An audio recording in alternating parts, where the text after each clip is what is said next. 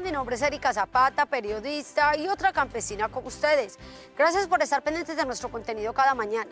Bienvenidos a la finca de hoy. En esta ocasión los saludo desde este predio que se llama El Gaitero, ubicado muy cerca de Medellín, más o menos a una hora y media más tardar. Se dedican sobre todo a la pesca deportiva. Hay diferentes tipos de especies, por ejemplo hay cachama, hay tilapia. Hay que decir que aquí también todo lo que siembran es de manera saludable, de manera orgánica, cuidadosos con el medio ambiente. Bienvenidos al capítulo de hoy. En el siguiente informe les hablaremos sobre el flushing, sobre esa técnica en los ovinos que sirve para aumentar la tasa ovulatoria, es decir, la productividad y la rentabilidad. Todos los detalles en la finca de hoy.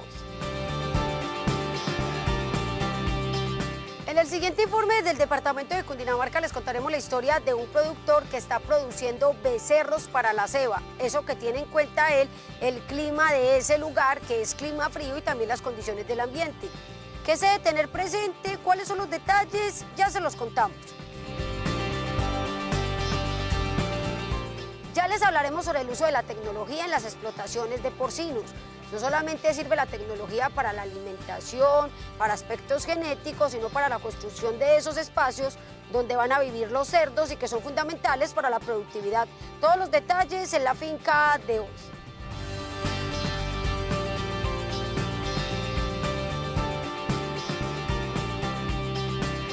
Información, experiencias e innovación. Acompáñanos en este recorrido agropecuario por Colombia.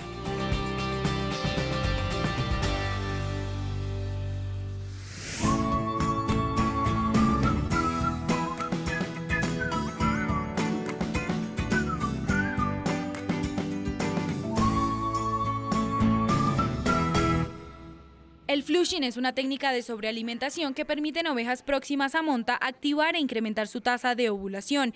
Esto quiere decir la cantidad de óvulos fértiles en cada periodo estral. Esto se logra a través del suministro de alimentos cargados en proteína y energía que permiten que las hembras, además de mantener su condición corporal estable y lactar a su cría, tengan nutrientes sobrantes para aumentar la cantidad de partos y corderos al año. Generalmente se hacen hembras adultas que tienen una mejor respuesta a este proceso. En animales jóvenes no se hace, o sí se hace, pero el problema es que ellas los nutrientes los cogen es para su crecimiento y no para la reproducción. Si implementa esta metodología en ovejas primerizas, es ideal que lo realice después de que tenga su primer parto, con el fin de mantener su estado corporal e impedir que presente un balance energético negativo y no pueda entrar en preñez futuramente. Por otro lado, los animales ideales para recibir este golpe alimenticio deben encontrarse en una condición corporal que oscile sobre los 2.5 y 3 puntos, teniendo en cuenta que 1 es baja de peso y 5 es pasada. No se debería hacer porque se engrasan. Y hay animales que estén por debajo de los 2.5 o 2 puntos de condición corporal.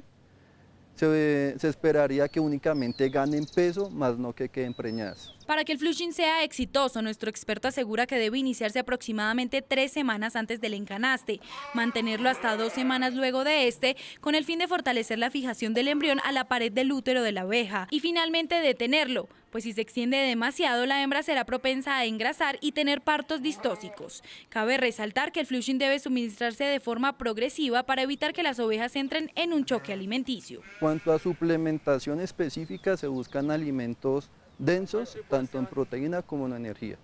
Entonces, si los animales están en pastura, lo más obvio es buscar un concentrado que nos dé más energía y proteína.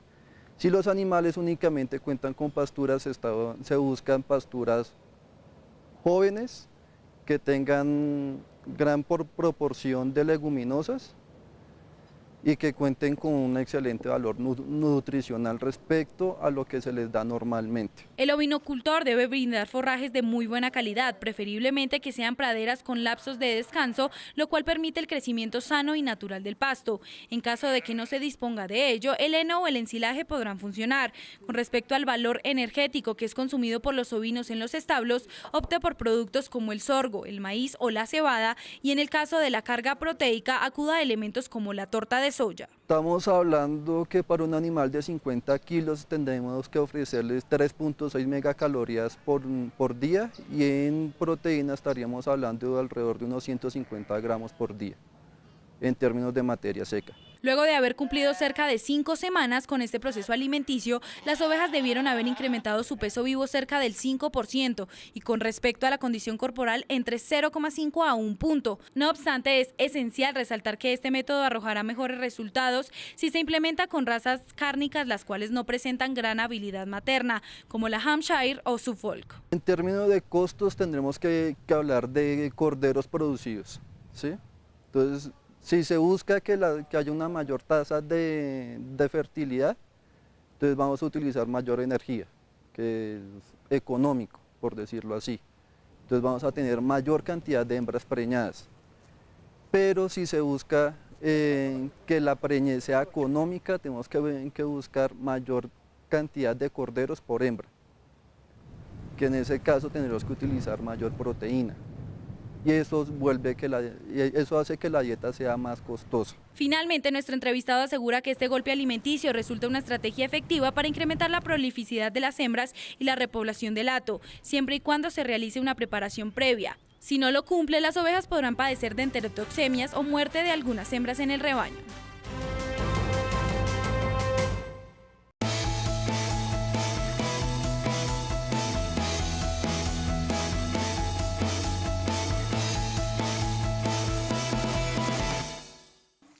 Para el establecimiento del cultivo del aguacate Hass, es necesario suplir las necesidades que el producto demanda para tener un desarrollo completo y ágil.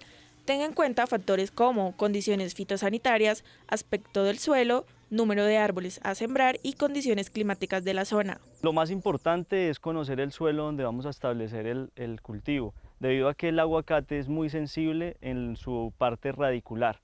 Entonces, lo ideal es tener un análisis de suelo y también hacer una calicata que le permita a uno saber las propiedades. La calicata se utiliza para el reconocimiento geotécnico, sirve para observar y analizar los perfiles de los suelos en donde será sembrado el cultivo de aguacate. Es un hueco de aproximadamente 1 metro por 1 metro de ancho y de profundidad 1,5 metros. Si hay alguna capa endurecida, si hay de pronto con mucha compactación, entonces, ¿qué pasa? Si el suelo es muy compacto, cuando yo hago el hueco para establecer allí el aguacate y lo hago muy a la medida, va a llegar el punto donde la raíz no va a poder seguir ampliándose en el suelo. Se recomienda que los aguacates se cultiven entre 800 y 2.500 metros sobre el nivel del mar y que al terreno le dé mucha luz solar, ya que beneficia a la planta en su productividad. Se debe tener en cuenta sembrar en contra de la pendiente. También estar muy pendientes debido a que la planta de aguacate es heliófita, es decir, que le encanta el sol, entonces, y entre más sol tenga, pues más productividad va a tener, entonces debemos garantizarle a la planta las mayor horas de luz. Por eso se debe tener en cuenta esto para establecerlo, ojalá en dirección oriente-occidente, haciendo el trazo en este sentido para mejorar, digamos, el número de horas que pueda tener la planta. Para continuar con el establecimiento adecuado de estos cultivos, es necesario que los huecos donde serán sembrados los árboles no sean muy grandes, ya que en tiempos de lluvia corre riesgo de encharcarse, lo que generaría pudrición radicular, fitoftoria, entre otras enfermedades. Después de esto también hay que empezar a hacerle una fertilización adecuada. En las primeras etapas se debe hablar del fósforo. En Colombia los suelos son muy bajos en fósforos, entonces es ideal hacerle abono con productos fosforados que nos permitan tener un buen enraizamiento para que así haya un desarrollo adecuado del cultivo. Uno de los fertilizantes que se utiliza en el cultivo de aguacate es abonar el suelo con productos fosforados, pero estos no se le deben suministrar directamente a la calicata, sino alrededor de la raíz del árbol. Las plagas también afectan estos cultivos. La más común es la hormiga arriera, quien junto a la colonia en una noche puede acabar de 2 a 5 plantas. Cuando hicimos el establecimiento, pues tuvimos varias plantas afectadas por la hormiga. Entonces para esto controlamos con cebos, que es una forma de controlar la hormiga a largo plazo que una aplicación química, porque eso solo se va a ver reflejado 1 o 2 días. Pero el cebo permite controlar totalmente la colonia. Un cebo es un producto que le gusta a la hormiga, lo lleva hasta la colonia y mata a la reina con todos los individuos de la colonia. Entonces el control realmente es un control, o sea, erradica como tal el problema. En los cultivos de este producto se debe hacer un control de número de árboles a plantar, de la productividad en la región y de dónde se espera comercializar el aguacate. Nuestro invitado nos cuenta. Se ha visto que hay plantaciones donde después de 1 o 2 años de establecidos se dan cuenta que no hay productividad o que incluso los árboles se estancan y no hay crecimiento, empiezan a haber muertes. Entonces sí es importante asesorarse de un ingeniero agrónomo, de un profesional, para que ustedes pues vayan a tener éxito en sus establecimientos. Adicionalmente, es necesario realizar podas al cultivo, eliminar ramas secas y hojas que vayan creciendo hacia el interior de la planta, ya que generan retraso en el desarrollo adecuado del cultivo y en la floración de los árboles.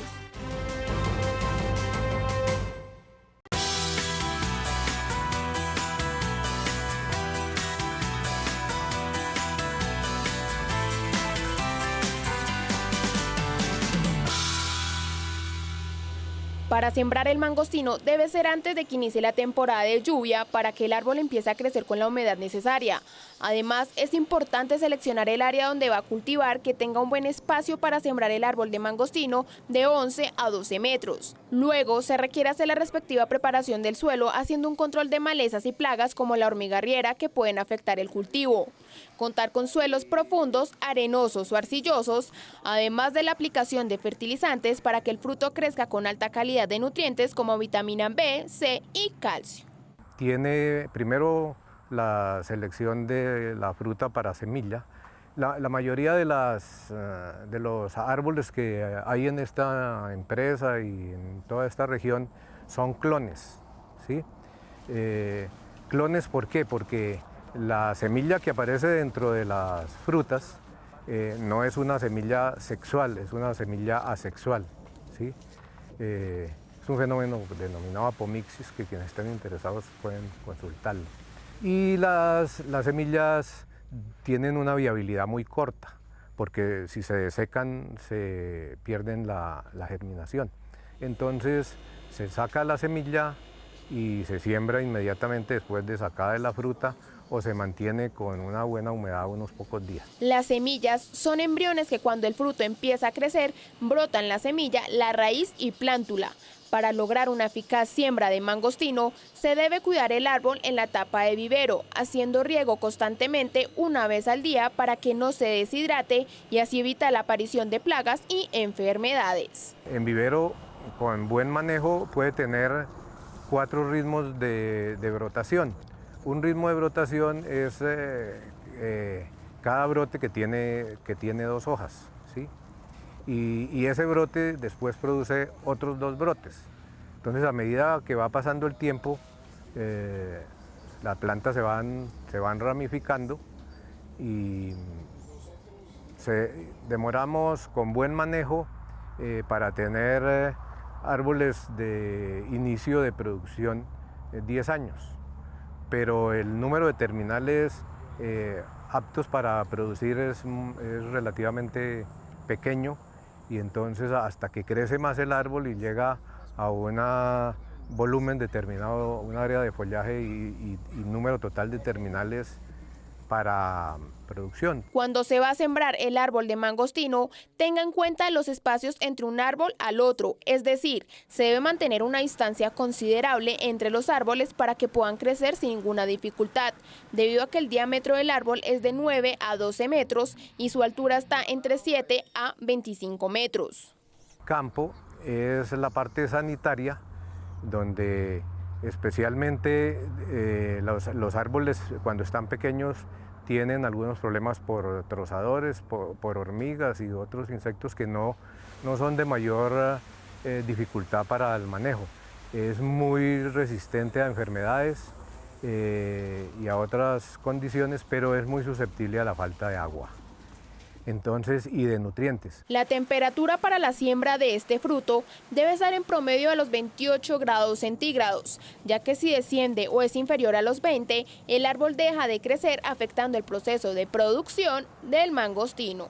Nosotros hacemos un diagnóstico de la fertilidad del suelo y de los requerimientos de la planta, teniendo como fundamento mínimo un análisis de suelo anual y mínimo 2 análisis foliares anuales, y también pues cuando se decide hacer planes de fertilización hay que tener en cuenta ese diagnóstico y hay que tener en cuenta las exportaciones de los árboles, la precipitación. Luego de sembrar el árbol de mangostino, pasa un periodo de 15 años para que llegue a la cosecha. Cuando la fruta empieza a madurar, presenta un color morado oscuro y su textura es blanda. En el momento de hacer la recolección, la puede hacer manual para evitar que la fruta caiga y pueda sufrir lesiones. La trivia del campo. Conviértete en un experto con la finca de hoy. Pregunta: ¿a qué animal se le denomina gorrino? A, la cabra. B, la oveja. C, el cerdo. Piénsalo bien y descubrirás la respuesta correcta.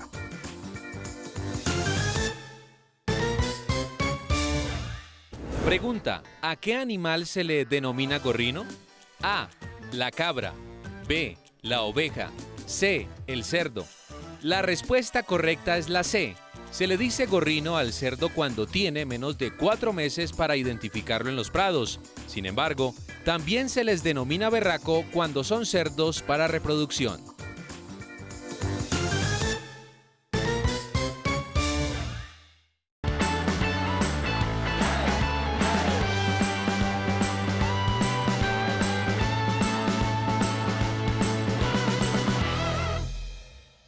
Tras 20 años de trabajo en la finca del Iván, recibida como herencia familiar, la misión de Juan Carlos Bernal ha sido no dejar desaparecer por nada del mundo la vocación ganadera de sus ancestros. A pesar de la llegada del desarrollo con la ampliación de la vía que de Bogotá conduce al municipio de La Vega, lo que redujo en tamaño su propiedad, y la declaración de la zona como distrito de manejo integrado por parte de la Corporación Autónoma Regional de Cundinamarca, el predio mantiene su orientación, salvo algunos ajustes. El primero, el cambio del propósito productivo. Transformé la ganadería y empecé a usar una línea de carne, toro cebú, y empezar a transformar los animales. Ya como pueden ver ustedes, pues las vacas son animales ya cruzados de cebú, aquí lo llamamos animales criollos, ¿sí? Y se usa un reproductor puro reproductor cebú. De seguir con la ganadería láctea practicada por sus ancestros, el aspecto más castigado, según nuestro entrevistado, sería el de la rentabilidad, debido a que el valor pagado por litro de leche en la zona no compensa ningún tipo de esfuerzo, según lo indica. En su nuevo propósito de crianza y levante de terneros para la producción cárnica, el principal reto ha sido ajustarse a las condiciones climáticas. Aquí nos encontramos a una altura de 2.100 metros sobre el nivel del mar. Es un clima frío, a pesar de que La Vega está catalogado como clima cálido, pero pues somos la parte fría del municipio. Se manejan pasturas de clima frío, que en lo general es el pasto quicuyo. Frente a las limitaciones interpuestas por la CAR, con la asignación del Distrito de Manejo Ambiental Especial para la Producción de Agua, el administrador agropecuario ha asumido las normas desde el punto de vista positivo. Hoy asegura estar desarrollando una ganadería a pequeña escala, pero de alto impacto favorable para el medio ambiente. El campo es mi pasión. Es sencillamente respetar las márgenes de los ríos, respetar nuestras fuentes hídricas, donde evitar que el animal haga pisoteo, donde la fuente de agua, donde los nacimientos que nosotros llamamos, conocemos, ¿cierto? Porque ahí es donde causa daño los animales. El uso cuidadoso del tema de herbicidas, pesticidas, si se usan en la finca, y respetar también los límites en cuanto al bosque nativo, ¿cierto? Evitar la deforestación. De acuerdo con su experiencia, indica que el cuidado del medio ambiente debe ser un imperativo en el trabajo de los ganaderos colombianos y que este no entra nunca en competencia con la rentabilidad del hato, como lo creen otros ganaderos. La capacidad de carga por hectárea pues es alrededor de 1 hasta 2 hectáreas por animal. Es llegar a una estabilidad, a ser sostenibles y productivos a la vez, sostenibles con el medio ambiente, pero productivos económicamente, dentro de un entorno donde se combina bosque nativo con parcelas en producción o pasturas en producción. Su negocio es vender terneros para que otro ganadero continúe con la ceba, cuando estos han sido destetados como mínimo 2 meses antes. Al trabajo dentro de su granja lo describe como poco esclavizante. Estas crías, al nacer, en un promedio de 35 kilos, ¿sí? Y ellas se dejan a disposición con la mamá para que consuman la leche que puedan.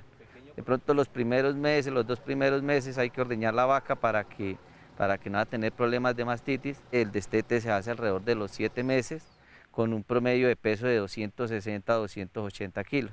A los 9 meses se están vendiendo los animales de levante para el objetivo final. La reproducción en esta finca de la vereda del Chuscal, territorio destinado a la producción de agua, se realiza mediante monta natural, proceso para el que se cumple con 2 premisas. La primera es que el toro sea puro y la segunda, que este bovino no supere determinada edad para que no hayan problemas genéticos o que por falta de mansedumbre se complique la cotidianidad dentro del hato.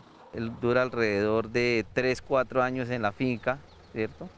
Hasta que ya de pronto ya entra una hija de él a servicio, entonces ya por eso el toro se retira, ya se busca otra genética para que no haya cruzamiento o consanguinidad entre padres e hijas. Con el fin de incrementar la capacidad de carga, la meta más inmediata del predio es la reforestación de los potreros mediante sistemas silvopastoriles.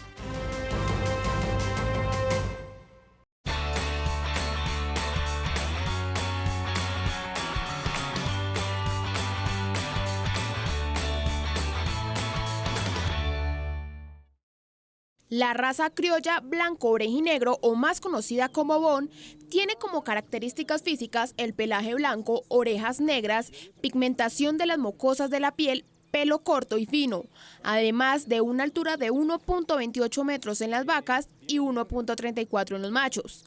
Nuestro entrevistado nos cuenta cómo cada vez ganan más terreno en la actividad ganadera del país.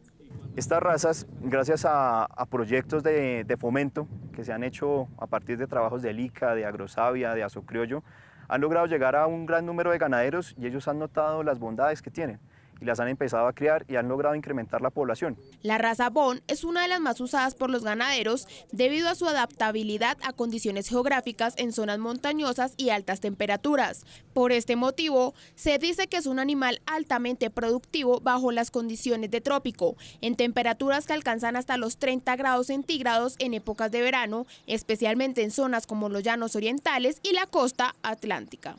En el tema del desarrollo muscular o del crecimiento, nuestras razas criollas al inicio tienen un crecimiento lento, que de pronto una de las características que no gustan mucho en los productores. Sin embargo, ya cuando llegan a una edad adulta, una edad mayor, por encima de los 2 años y medio, los 3 años, empiezan a desarrollar una mayor masa muscular que los hacen una raza atractiva para la producción de carne. Otra de las bondades de la raza criolla blanco orejinegro es que es menos susceptible a enfermedades y parásitos como el nuchi y garrapatas, debido a la pigmentación de la piel que produce olores fuertes que sirven para espantar o repeler insectos. En el tema del cruzamiento logramos combinar 2 características importantes, la rusticidad y la resistencia que tienen este tipo de animales, con la capacidad de producción que tienen algunas razas que han sido seleccionadas, principalmente razas europeas, que tienen una mayor capacidad de crecimiento, un mayor rendimiento en canal, una mejor calidad de la carne. Entonces, cuando cruzamos estos 2 tipos de animales, combinamos esas características y obtenemos un animal F1, que es un biotipo especializado, podríamos decirlo, para la producción de carne bajo zonas de trópico bajo colombiano. En el caso de los machos, estos poseen un alto nivel líbido, por lo que un solo toro puede llegar a montar entre 55 y 60 hembras en un año. Por su parte, las vacas se destacan por su habilidad materna, con una duración de lactancia de más o menos 330 días y producción láctea de alta calidad. Las razas criollas, más o menos hasta principios del siglo XX, fueron la base de la producción ganadera de todo el país. Cuando se iniciaron los procesos de importación de razas foráneas, principalmente cebú, los ganaderos empezaron a cruzar nuestras poblaciones de razas criollas con esas razas importadas, con el ganado cebú. El resultado de ese cruzamiento fue un F1 que era muy productivo, animales que crecían muy rápido, tenían buena conversión alimenticia. Entonces el ganadero achacó a que ese beneficio era del cebú, de la raza que venía de afuera, pero no tuvo en cuenta que era un efecto de las 2 razas. Tanto el cebú como el criollo estaba aportando para que ese F1 fuera muy productivo. Entonces los ganaderos que empezaron a hacer, empezaron a cruzar de manera masiva la población de criollo con ganado cebú, hasta el punto que en este momento cerca del 70-80% de la ganadería del país tiene un componente cebuino. Aparte del Boone y del Romo, existen otras razas que tienen características importantes que pueden ser muy productivas, bien manejadas, Entonces, para que empiecen a utilizar material genético de este tipo de razas y podamos incrementar la población rápidamente y sacar nuestros animales, nuestras razas del riesgo de extinción en el que están catalogadas por la FAO. Según nuestro entrevistado, es fundamental que a los animales de razas criollas se les dé el mismo manejo que cualquier otro ganado, es decir, con un buen manejo veterinario, praderas en buen estado, una nutrición adecuada como forraje de calidad y sales mineralizadas para que puedan expresar la capacidad genética que tienen.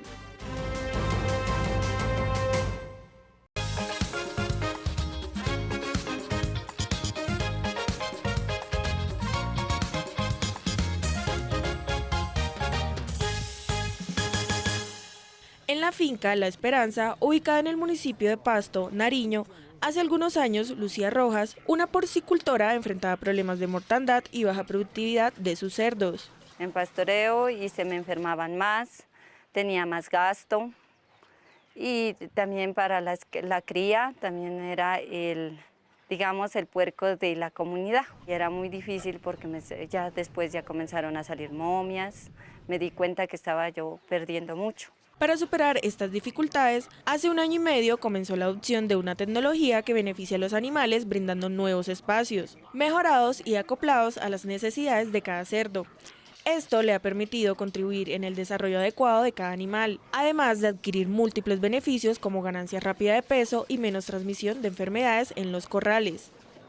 Hicimos unos pequeños corrales en ladrillo, en donde ellos van a tener un ambiente más favorable para su crianza. Pero sin embargo, no dejamos atrás la naturaleza de ellos, ¿no? Que también se los saca a pastorear. Se los saca también a las cerdas en gestación a pastorear con el fin de disminuir un poco el estrés. Y también generar otra alimentación que sería pues, los forrajes que se siembran en esta zona.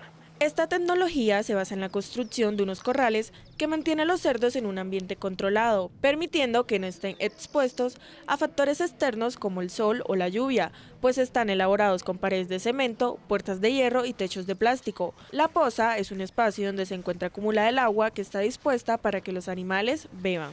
Aquí ya hice la tecnología y ya construimos las pozas, cada uno para las pozas de lechones, pozas de producción, pozas de levante y para seguir criando el otro reproductor. Primero que todo busqué el maestro, después fui a traer el material. El maestro me importó también 450.000, ese ya salió de mi bolsillo porque el crédito no me alcanzó.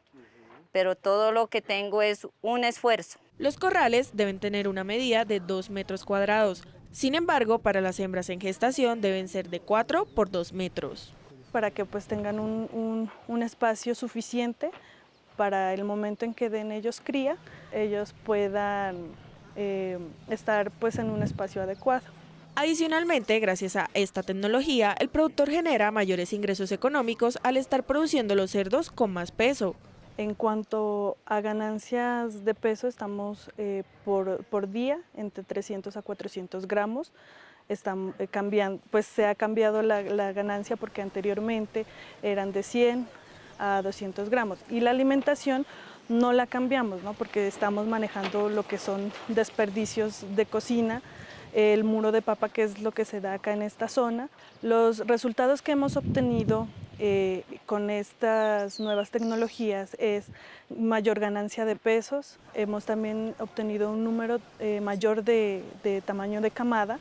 Anteriormente estaba manejando entre 6 y 7 lechones por hembra, en este momento están naciendo entre 10 a 12 lechones por hembra. La adopción de esta tecnología no es solo la instalación de los corrales, también es el manejo de razas, el control sanitario y el cuidado del medio ambiente. Además, previene la transmisión de enfermedades. Iniciando acá pues en Nariño, la mayoría son pequeños productores de porcinos. La crianza que en su gran mayoría hay acá en Nariño es crianza tras patio. Con esta asociación, especialmente con Lucía, hemos trabajado lo que es adoptar nueva tecnología para que con el fin de mejorar la producción tanto en niveles como productivos, tanto como reproductivos. Al permanecer en los corrales, los cerdos no están expuestos a desgastes y a factores externos como el clima. Sin embargo, es necesario que adicionalmente se lleve a cabo un buen plan de manejo sanitario que incluya la desinfección constante de los corrales.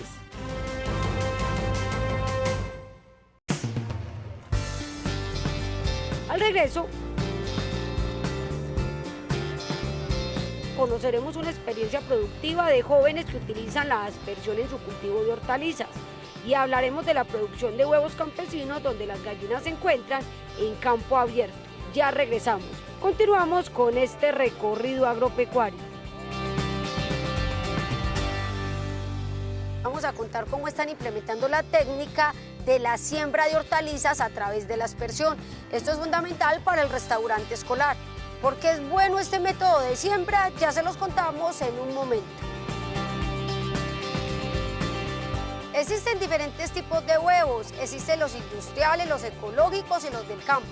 En el siguiente informe les vamos a contar por qué los huevos campesinos son considerados de superioridad y cómo se deben de producir.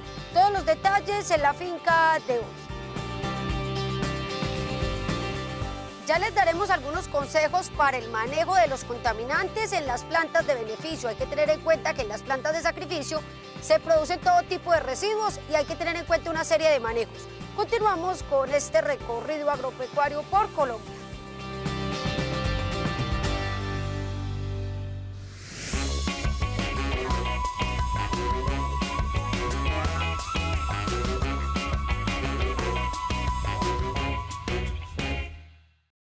En esta huerta de escasos 1.600 metros cuadrados de área es que la comunidad educativa de la institución Luis Eduardo Mora Osejo, ubicada en la Comuna 4 de Pasto, cultivan las hortalizas necesarias para los 70 platos de comida que sirven diariamente en el restaurante escolar. Su mayor satisfacción es el consumo de productos frescos bajo la filosofía de producción verde.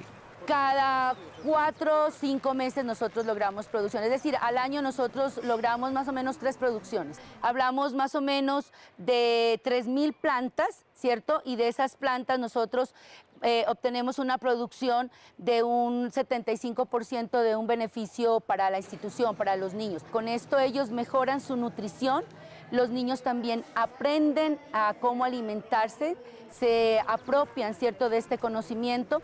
Los trabajos desarrollados básicamente por los estudiantes en compañía de docentes y padres de familia, asesorados además por la Secretaría de Agricultura local, se orientan en la producción de brócoli, lechuga, repollo, espinaca, acelga, cebolla junca, arveja, papa amarilla y fresa. La huerta adicionalmente se convierte en un laboratorio integral de aprendizaje. Por ejemplo, para matemáticas hacen el conteo, ¿cierto? En el área de castellano hacen lo que tiene que ver con el cuento ambiental, y también con ciencias naturales, aunque con las otras áreas también se han articulado.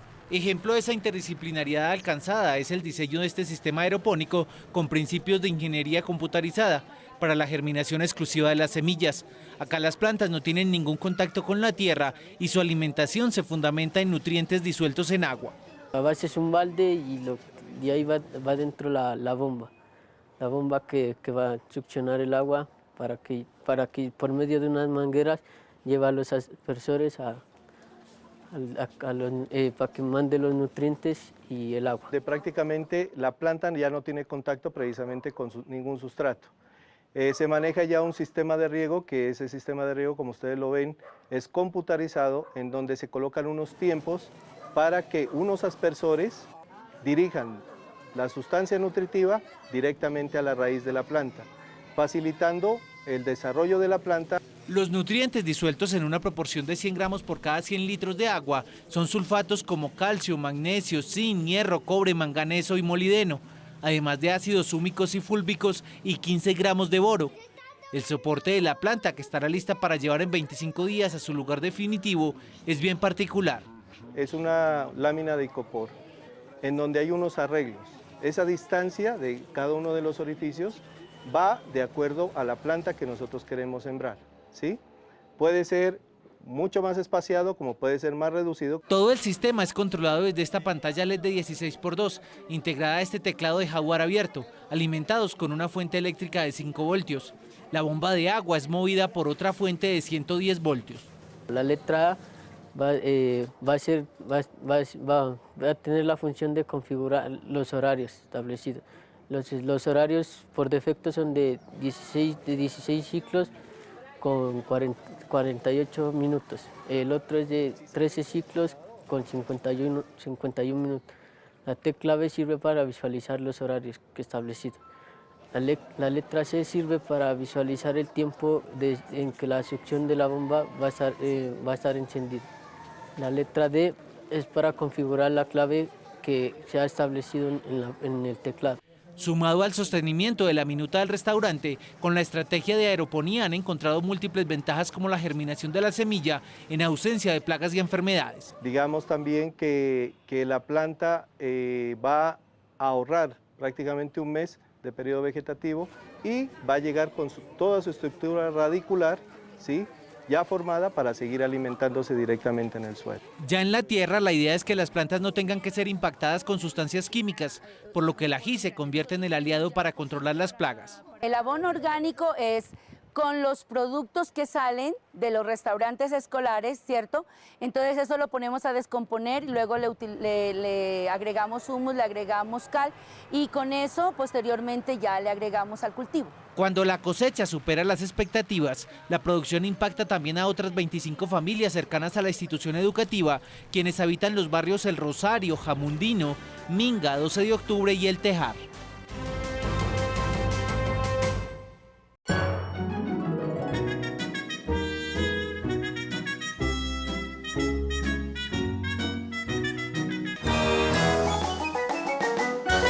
El arándano es un producto originario de Estados Unidos, país que es el mayor productor y consumidor del mundo. Los frutos, que nacen en racimos, son verdes al principio y a medida que van madurando se tornan rojizos para convertirse en azules cuando están completamente maduros. Algunos productores pertenecientes a la Asociación Colombiana de Cultivadores de Blueberries, Asocolblue, han optado por cultivar este fruto bajo sistema de invernadero con el fin de tener un ambiente controlado en comparación a cultivos al aire libre que tienen que sortear con estragos del clima, plagas, enfermedades, entre otras variables. Bueno, nosotros hemos hecho ensayos de siembras al aire libre y ensayos de siembras en invernadero y los resultados de estar bajo cubierta han sido supremamente superiores a estar por fuera en varios aspectos. El tiempo de siembra a producción es más corto. Uno puede cosechar días completos, uno no puede cosechar cuando está lloviendo y está a la intemperie. Tenemos un mucho mejor resultado en calidad, en poder mantener el bloom de la fruta. Esos factores nos llevaron a que nosotros ya somos grandes promotores de cultivos bajo invernadero y a las personas que les vendemos plantas y que acompañamos en el proceso, siempre les recomendamos estar bajo cubierta. Uno de los beneficios de cultivar bajo invernadero es que se preserva el bloom de la fruta, que es una especie de cera la cual protege el fruto y contiene altos contenidos nutricionales. El bloom de la fruta es esa cera que protege el arándano y esa cera es cada día más exigida en mercados internacionales. Y además nos ha permitido manejar en Vallas de los Andes un sistema de producción limpia, libre de químicos. Nosotros solo usamos insumos agrobiológicos, entonces eso nos lo permite estar bajo cubierta. Y además mitigamos el riesgo de heladas y de granizo. Se mantiene. La planta tiene una cera, o sea, la fruta del arándano tiene una cera que la protege naturalmente. Y esa cera se va lavando y se va quitando con el viento, el roce de la fruta contra las hojas y la lluvia y el agua. Y donde más daño se hace es en la poscosecha, cuando la gente va cogiendo. Otra de las bondades de cultivar en este sistema están relacionadas con la velocidad en el crecimiento de las plantas, calidad de la fruta y tiempos de cosecha. Cultivando en invernadero se ahorra entre 2 y 3 meses de producción. Varía un poco de zona a zona y de cultivo a cultivo, y hay un tema de manejo que es muy importante.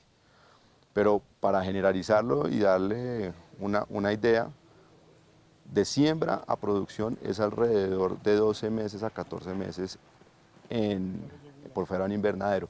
Nosotros podemos reducir eso, dependiendo del caso, en un par de meses. Usted estar bajo invernadero tiene unos grados más altos. Esa diferencia en temperatura acelera la planta vegetativamente, entonces usted va a tener plantas que crecen más rápido y son más vigorosas.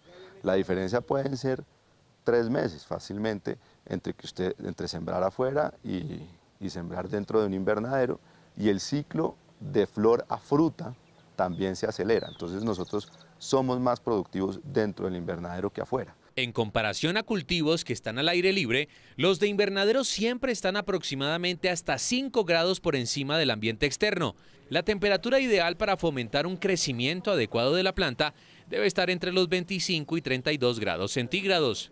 Nosotros nos han llegado invernaderos a 32 grados, pero el promedio está en 28 grados, 25, 32.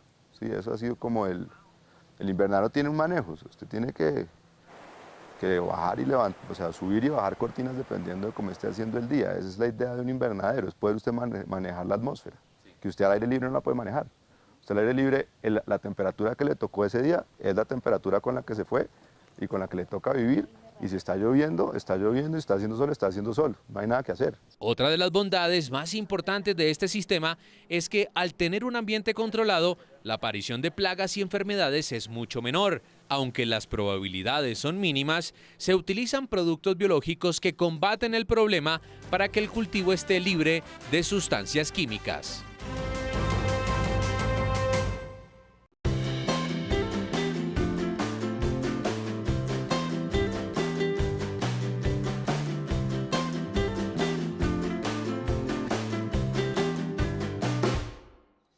¿Existen diferencias reales entre un huevo de gallina y otro? ¿Es cierto que hay huevos industriales o de corral, ecológicos y campesinos? Pues todo parece indicar que sí, y de ello dependería no solo el precio, sino la calidad. Así lo asegura Nelson Bermúdez, quien certifica que los huevos que producen las gallinas en su finca son los verdaderamente campesinos. Producir un huevo de campo es alimentar a esas gallinas campesinas con productos netamente naturales, como el maíz, como zanahoria, como algunas aromáticas, yuca, los mismos plátanos que se caen en la finca. Eso es producir un huevo campesino. La superioridad de estos huevos, que según nuestro entrevistado está en la manera en que son criadas las gallinas, puesto que los huevos convencionales o industriales son producidos exclusivamente en jaulas y las aves solo tienen acceso a agua, concentrado y medicamentos o antibióticos para prevenir enfermedades. En los huevos ecológicos, las aves solo consumen alimento producido de manera ecológica, es decir, con plantas que no han tenido contacto alguno con plaguicidas ni con abonos químicos. Los huevos campesinos, por su parte, son de gallinas criadas al aire libre, donde además de consumir o no concentrado, se alimentan de hierbas e insectos.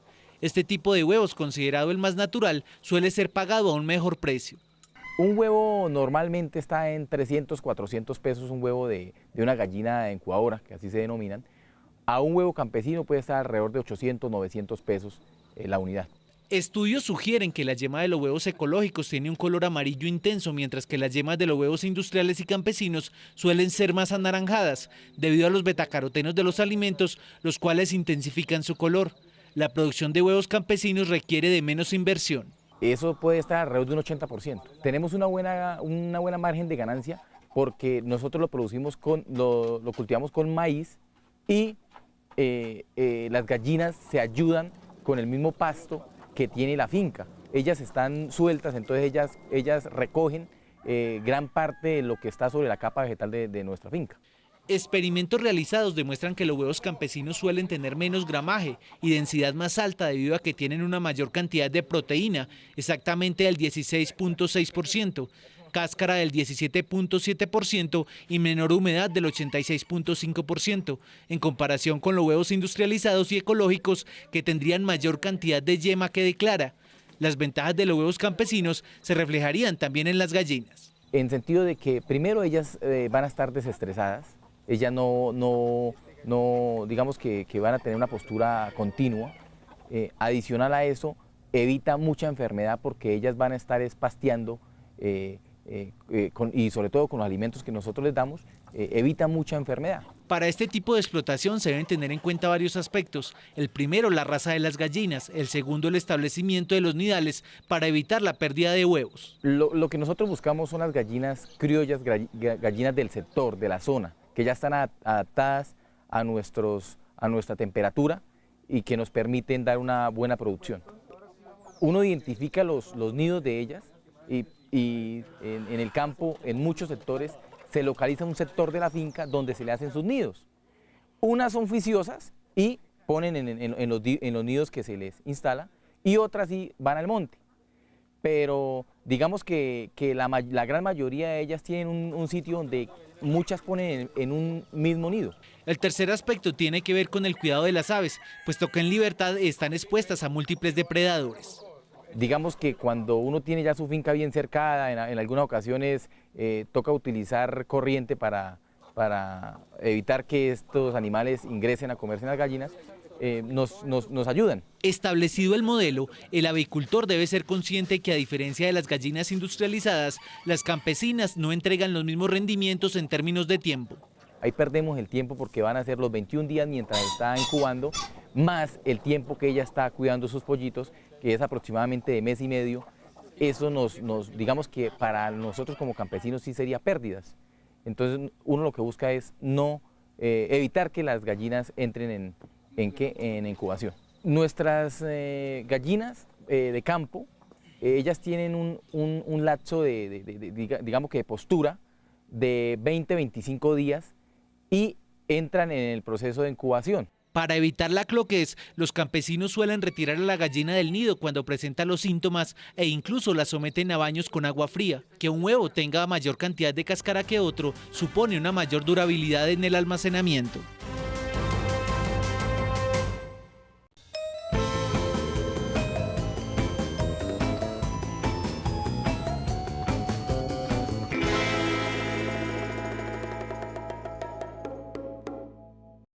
Esta planta de beneficio animal, ubicada a solo 10 kilómetros del río Bogotá, en el municipio de Villapinzón, Cundinamarca, cumple con más del 90% de las normas de inocuidad determinadas para establecimientos de su índole.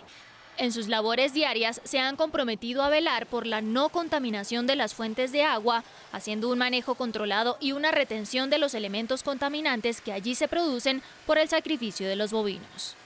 Si no lo hiciésemos así, estaríamos teniendo que maximizar los esfuerzos para poder controlar la descontaminación final. Anteriormente los mal llamados mataderos lo que manejaban era un sistema de tubo final, aún todavía hay algunos que lo hacen, que es que todos los contaminantes van a un tubo, ese tubo va al río y allí es donde se generan los problemas. Nosotros, como lo están viendo ustedes acá, tenemos identificadas cada una de las áreas donde se hacen los procesos. Particularmente en esta se hace la sangría, se recoge la sangre. El 97% de la sangre que tiene el animal queda recogida en esta pileta. De allí se va por estos conductos de rejillas blancas pasando directamente a unos tanques de almacenamiento donde se deposita para luego ser entregada a empresas especializadas en el manejo y transformación de dichos desechos en productos industriales. En cada una de las áreas de trabajo dentro de la planta hay canaletas diferenciadas por color y están ubicadas estratégicamente para dirigir el agua residual a tanques diferentes. Posteriormente vemos una canaleta de color naranja. La canal o el músculo todavía almacena entre el 2 y el 3% de sangre. Aquí se hace como el escurrido final y de igual manera esto con un poco de agua, con ayuda de agua, va al mismo tanque de almacenamiento de sangre. Entonces estamos garantizando con ello que el 99% de la sangre aproximadamente queda recogido y queda controlado y es aprovechado fuera de la empresa para hacer productos agroalimentarios. En estos establecimientos se generan 3 tipos de agua residual: las aguas rojas, que son las contaminadas por sebo y sangre, aguas verdes, que son aquellas con contenido ruminal de bovinos, y las aguas blancas, que son las que contienen grasas. En las canaletas de color gris se evacúan las aguas verdes. Este líquido es llevado a un sistema de pretratamiento en donde se hace una retención de sólidos y una retención de aguas flotantes.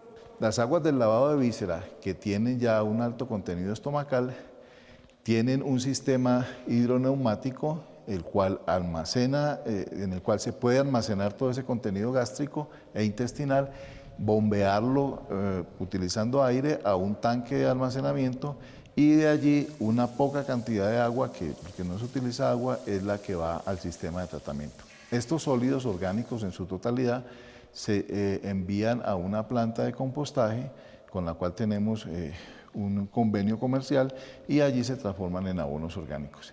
Luego al fondo, en un área totalmente independiente que es el área limpia, allí básicamente lo que se hace es aguas de lavado de la canal que tienen muy poco elemento contaminante. Ninguno de los residuos líquidos que salen de los procesos del sacrificio animal tienen un camino libre o un cauce en conjunto. Todos los canales están controlados y a todos se les hace un proceso de recolección separado. La mayoría de los mataderos otrora lo que hacían era que tiraban el agua a cualquier arroyo o a cualquier acueducto veredal o municipal.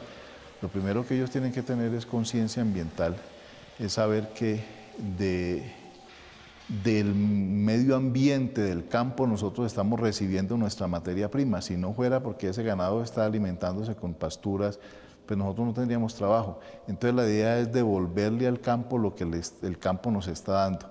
Es tener ese sentido de responsabilidad ambiental, de responsabilidad social. El agua que resulta de los procesos de sangría, corte de esternón, extracción de vísceras o de los cuartos de lavado y desinfección de utensilios en las plantas de beneficio contienen altos niveles de materia orgánica, aceites, grasas y sólidos suspendidos, elementos que no deben llegar a ríos, arroyos u otras fuentes hídricas naturales. Las plantas de sacrificio animal tienen que concebir la correcta depuración, gestión y tratamiento de sus aguas residuales como una medida más en cuanto a la calidad de su producción se refiere. Y hoy es un buen día para agradecer a los campesinos de nuestro país que se esfuerzan todos los días por llevarnos los mejores productos a la mesa. Y lastimosamente hemos llegado al final de nuestro programa, pero espere mañana más historias, anécdotas e información del campo colombiano. Las personas que están en otros países los pueden ver a través de la señal de Caracol Internacional y ustedes a través de las redes sociales que aparecen en pantalla. Ustedes no solamente son los protagonistas de este programa, también del trabajo de la tierra del país. Mañana tenemos otra cita bien temprano con los campesinos de Colombia. Hasta pronto.